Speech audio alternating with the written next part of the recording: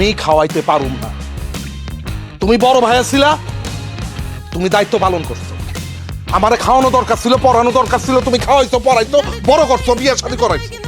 কিন্তু আমি ছোট ভাই হিসাবে আমি এই দায়িত্ব পালন করতে পারুম না। আমি কামাই করে কাউরে খাওয়াইতে পারুম না। শোনেন ভাইজান, আপনার ছোট ভাই তো এমনিই বেকার, সে আপনারা কেমনে কামাই করে খাওয়াইবো? আমি একটা কথা কই, আপনার এই বাড়িতে থাকার দরকার নাই। আপনি শ্বশুর বাড়ি চলে যান, মানে ভাবির কাছে চলে যান।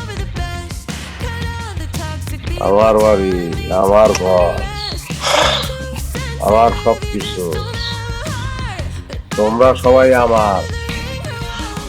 আর সে সবকিছু ফালাই আমি আমার শ্বশুর বাড়ি চলে যাবো, এটা তুমি না মা, তুমি কইলা। আপনি ল্যাংড়া মানুষ, আপনার ধৈর্য পুকুরে গোসল করাইতে হয়, আপনারা বিছানায় তুলে দিতে হয়, আপনারা ওষুধ খাওয়াইতে হয়, রান্না বান্না করে খাওয়াইতে হয়, পায়ে মলম লাগাই দিতে হয়, 2 দিন পর পর আপনারা নিয়ে ডাক্তারের কাছে যাইতে হয়। আমি আর এসব দায়িত্ব নিতে পারবো না ভাইজান, অনেক করছি। আপনারা এত সেবা যত্ন কে করবো? আমার পক্ষে আপনারা সেবা যত্ন করা সম্ভব না। আমার বউ তো ঠিকই বলছে।